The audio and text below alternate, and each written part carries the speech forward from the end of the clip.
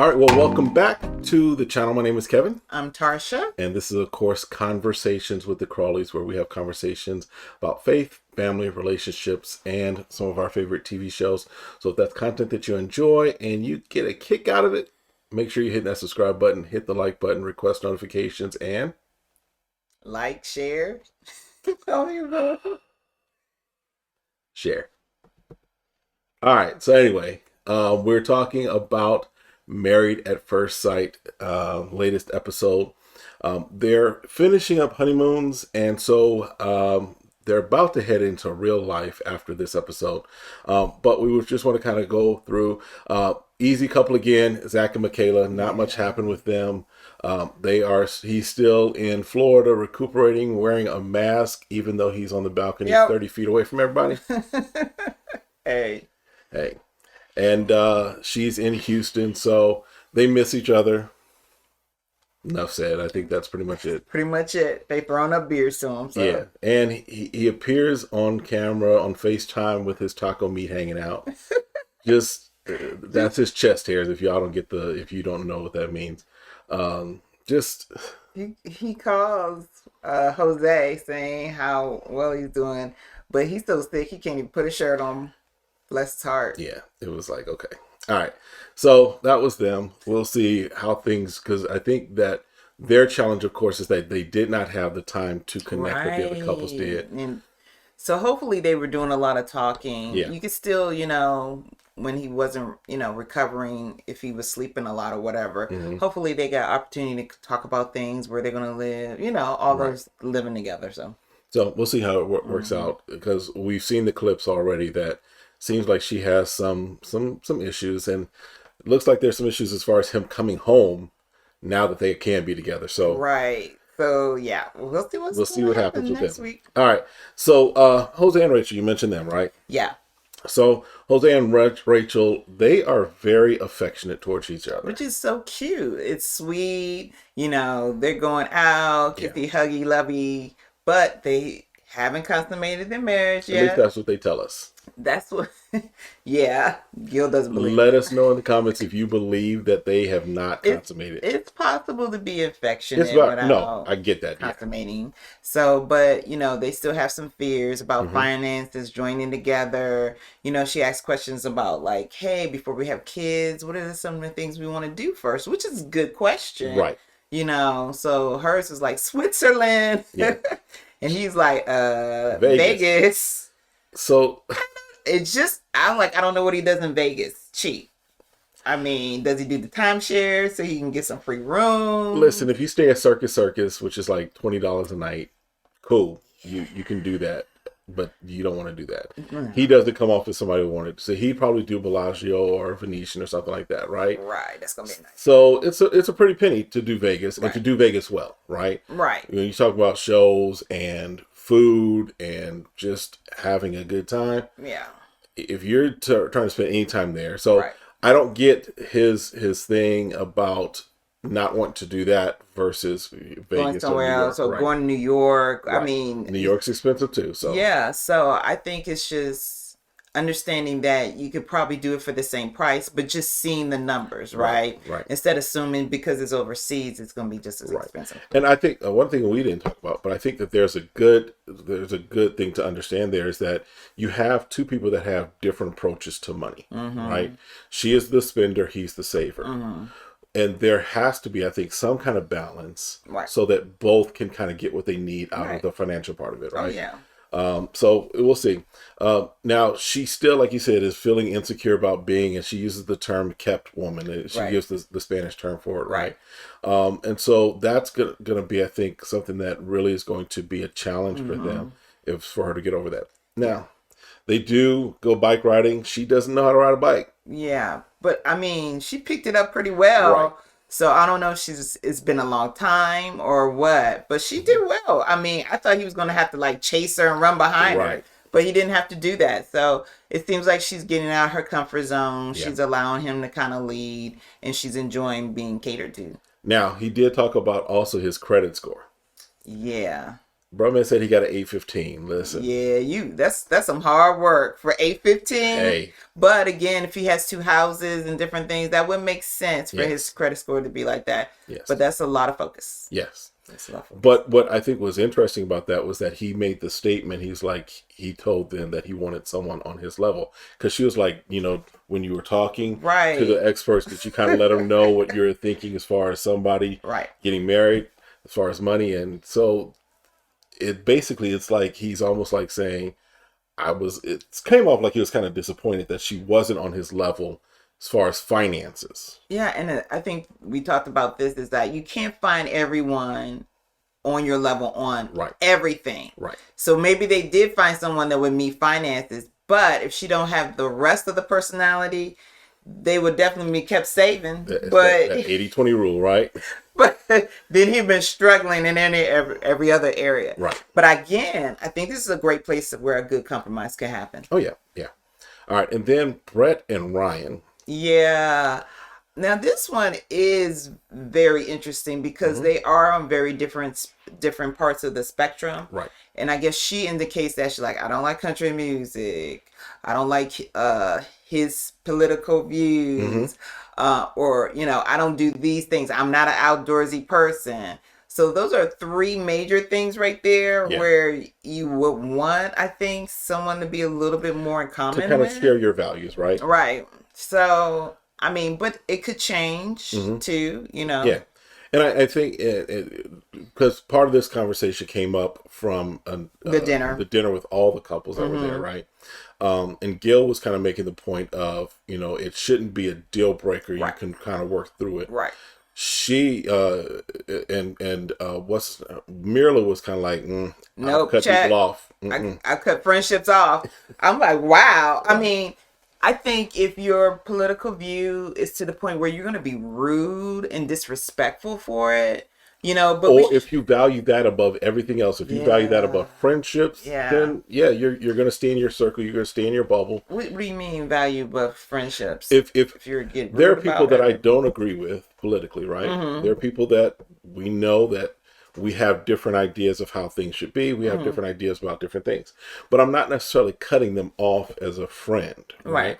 But if for Mirla it came off kind of like she was ready to cut off friendships. Oh yeah, if they didn't agree with her political views. I felt like that was pretty clear. Right. So that's what I mean by valuing your views, your political views over friendships, that right? You just cut people off. That you're so tied into this, so focused into this camp, if you will, that you let go of everything else, and that's not healthy in my opinion. No, I don't think so. I think you have to have people that has different views, right? And if I can understand where you're coming from, I'm like, okay, I get why. I was like, but I might agree with it. Right. I don't have to agree with it, but I value this over that. Right. So, and so the other thing is, as far as them, is that she seems to be afraid of everything. So she might need some therapist. We're talking about Brett and Ryan. Yeah, Brett. Because she was like, I'm afraid, but I'll go out and try. Yeah. So she was like afraid, I guess, of the fish or whatever could be in the ocean. Yes. And so he was like, and then he said sharks. I was like, why would you say shark fin if she's afraid? But she went out. She had a great time. But when that manatee showed up. Yeah, she's like, I'm not looking. And I don't listen. I have a suspicion that the manatee might have been staged by production. Just my thoughts for a little drama, because we already know that she had a conniption on the plane, right? They didn't show that either. They didn't show it, but we heard about it, right? And so now she's saying that she's afraid of the stuff in the water, and so all of that. So we'll see. We'll see. All right, and then as far as the other couples, Johnny and Bao. Yes, so I'm liking Johnny and Bao. I think so. Even though they are having some conflicts based off of their previous relationship or how they just respond to things, I think having the very open conversation and being upfront with it has helped Bao. You know, Bao says, like, I love that he's sharing how he's feeling and communicating with me. And then she's able to communicate back and respond like, yep, you're right. Yeah. And this is something I'm gonna have to work on. Now, he's the one that's the flight. You know, he's the runner. So he's like, red flag, I am going home. Yeah. I can't take it. But again, you have to learn to get out of your comfort zone. Right. So right. He does acknowledge to her that, look, after some of the conversations that they had the previous night, that he was about to get into flight mode and recognize that he can't just run at the first sign of things they don't agree on stuff, right? And it's I like them because there are genuine moments between them. There's some moments that are a little confusing because they wake up and she's like, the fort pillow, the pillow fort is still in play. And, that's what he wants. And if I remember correctly, it was kind of what she wanted, right? No, he indicated to her that he has a body pillow, but... Oh, that's right. But I don't understand why it's miscommunicated that the body pillow was just supposed to be a replacement until the real person came. Right. She's the real person. Right. She needs to be the body pillow. Yeah. And I don't know why he hasn't communicated that a lot better. Yeah. So, and they do confess that they did have a mutual attraction to each other before. Right. So I like that this could be potentially one of the best stories to come out of Married at First Sight. And let's just be honest, there's not a lot of great stories coming out of Married at First Sight. If he don't run, because it looked like he's about to go home this next episode. So Johnny, and that's what I think is a little interesting, because initially I thought Bao was going to be the issue in their relationship, but Johnny's attempt to run at the first kind of anything. I'm like, how do you go? You can't do that at work when you have conflict. You have to be upfront. Yeah. So if you can be upfront with it, then you got to stick it out too. Right. And they do have some genuine moments as far as going parasailing, going out, and doing the paddle boarding. Johnny, all the couples kind of went out and did paddle boarding. Johnny looked like he was about to head out to Cuba because he got really far away from everything, and they were concerned. But then they have this conversation about showering. And at first I thought she didn't shower at all. The way he was looking, right, like she just had a funk growing on her right then, right? But one of the things about Bao is that even as sometimes as rigid, and that may not be the best word, but as rigid as she can be, I think there's a lot of insecurities within Bao, because she's really concerned about living up to, or how he'll feel about her, because she has the insecurity about her snoring. That's been kind of the thing that they kind of talked about a few times. But then she's also being judged because, in comparison to Johnny, who showers like 3 times a day, I think that's a little excessive. Yeah. Because I mean, he's like, oh, when you sweat, like we all sweat.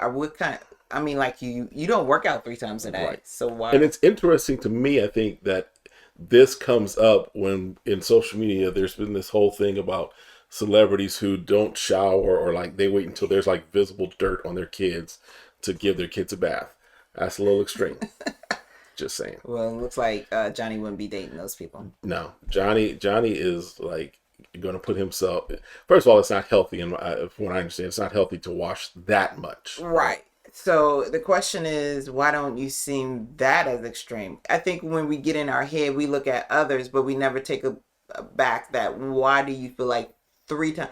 If you do, you stop doing in the middle of work and go home, shower when we were in the office, right? So it's like, did you just get this when you started working from home? It's like, how did this come about? It's like once in the morning, once after lunch, right, and then at night. Right, because I see how sometimes in the morning, then if you're out, like if you worked out in the field, I would imagine you would come home and shower because you smell like outside. And there are times where, because of how hot it is, because we live in Phoenix, so there's sometimes where how hot it is, sometimes you jump in the shower in the morning and at night just to kind of refresh, right? So yeah, I get it, but it's not an everyday, all day thing. And she even offers a compromise. Right, she's like, because he's like, because you get the sheets, so I don't want the sheets. And she's like, okay, I'll sleep on the couch. Sleep on the couch? Right. You ain't going to want to be with me? I'm like, dude, I mean, and she's like, it's not all the time. She's like, sometimes I'm just overwhelmed. I hear it as being overwhelmed with life and stuff. Right. She's like, I don't do it all the time. It's just like, I got so much going on. A lot of things happen. I just don't feel like doing anything. And again, bear in mind, up to this point, she's been living by herself. Correct. So she's not offending anybody either, right? Right. Right. And people adjust. Like at some point, maybe they'll start out doing because they're comfortable with that. Right. And then as time goes off, like, this is my husband. Why would I want to sleep in the couch? I'll just go take a shower. Right. But you can't force anyone just to immediately change the habit. Right. And you decide just to leave because someone won't change. Exactly. Yeah. So, and then the last couple, our favorite, Mirla and Gil. Yeah, I am getting really concerned. Just getting? Yeah, because at first I'm like, okay, maybe she'll compromise. Maybe she's just kind of like just being that way. But when she started talking about the dog thing and like, I'm not going to go walk the dog or, I'm like, that's a little bit too much. He's a firefighter. So 2 days out of the week, he's going to be gone. Right. And she's like, well, what do you do before? I had a dog walker. Well, why can't we still use a dog walker? Well, that's kind of wasting money when you're there. They're like, well, but you have someone to walk your dog. And I'm like, okay, is she just saying that until she gets to know the dog and you just have to be around them and show? Dogs are just so loving and affectionate. You can't help it unless you Some dogs. Well, I'm assuming his dog, right? He has a loving, affectionate dog, right? So it kind of worried me that she went so far to say that when this is a pet that he loves. Right. You might say that about some other things, but this is his pet that he loves. Right. People love their pets. Right. And I think, just as a side note, I kind of take issue with the producers again, because it seems to me there are some things that to me would just be basic questions that you would ask. How do you feel about if they have animals, if they have pets, right? So it's questions like that should have come up, in my opinion. Yeah. That are they seem to be points of conflict that are being exploited in some respects. Correct. Well, and you see that she's very now this was what I would consider rigid, because once she's so stern and so she's solid. She's unwilling to compromise right. on a lot of things. And I'm like, this has to come up in her interview. Like, so what if this happened? Nope, I wouldn't do that. I would assume she said the same thing. Okay, what if you need to come? Nope, I won't compromise on this. So I'm confused if she's giving answers to be married and not being her real self as she's now portraying. I think ding ding ding. I think that's it. I think that she probably gave some answers in her interview and in the conversations that she had with the experts that are completely opposite of what we're seeing. Or the experts are just doing a horrible job with these two. Because that's what they're making this out to seem. Because she seems very solid. Like, I'm not changing for this person. I don't want a bald-headed person. I don't want him this. So she has all of these things that she doesn't want. Right. And you're giving her the opposite of that. Yeah. Because the other thing that was a point of conflict was having kids. Right. He said he wanted a big family. And she's like, no. No. And he's like, oh, let's adopt. Yeah. So he's even willing to say, okay, because he wants 7, 8, he keeps saying 7, 8 kids, which, again, I think that when you get to around that 3rd, 4th, that's kind of the point where you're like, do we want to continue, right? But he says he wants 7 or 8. Gotcha. And he's saying, you know what? I don't expect you to birth all of them naturally. Gotcha. Can I just be honest? I wouldn't put my wife through that. I didn't go through that. Exactly. Right? So we knew what our cutoff was. It was like, it's done. Nope. You stormed that. It's done. But I think that for, he's like, I still want to adopt. He's like, look, there's a lot of kids that still need love out there. That's, again, his growth, his development and growth when he was growing up. That's what leads him to want that, right? Right. Just like the way that she grew up, and they get into this comparison of who was poor, right? Right. They get into this comparison. She's so like, what is dirt poor? But I mean, she was dirt poor based off of what she said, and he was like, "No, I wasn't like that." She's like, we had our basic needs, and they all had food and everything, right? So they weren't right. So they get into that, right? Yeah. But I think that she's just unwilling to compromise on anything, even the last name thing. Yeah. He's like, look, yeah. Cool. You don't want to necessarily take my name. Let's, use your, basically like do a hyphen. Yeah. Right. So she's like, no, that's too long. What would people call me? Mirla. And that's being nice, right? Because I have a few other names that I would probably call her. Oh boy! Wow, that's strong feeling. Not out of her name, but yes. Okay. That's one of the things I would refer to her as. All right. Debbie Downer being one. Okay. Yeah. So I'm really concerned. I'm not a fan of Mirla and Gil as a couple. I think that they are a couple that, in my opinion, they probably would make good friends. I think she could be a friend. Because he's accommodating. Yes. Yes. Yeah, they could be friends. They could be friends. I don't think that they'll be good as a married couple long term. No, because it takes too long to break down the whole mountain. I mean, they at least were holding hands. I'll give her that. They were holding hands. She did do something nice for him, get the cookies and what she wanted. But again, it's more, it seems like it's going to be more like an experience of her re-seeing herself and hopefully having reflection and self-awareness. Yeah. Because he remembered that she wanted gelato and then she's like, what is this? Is this ice cream?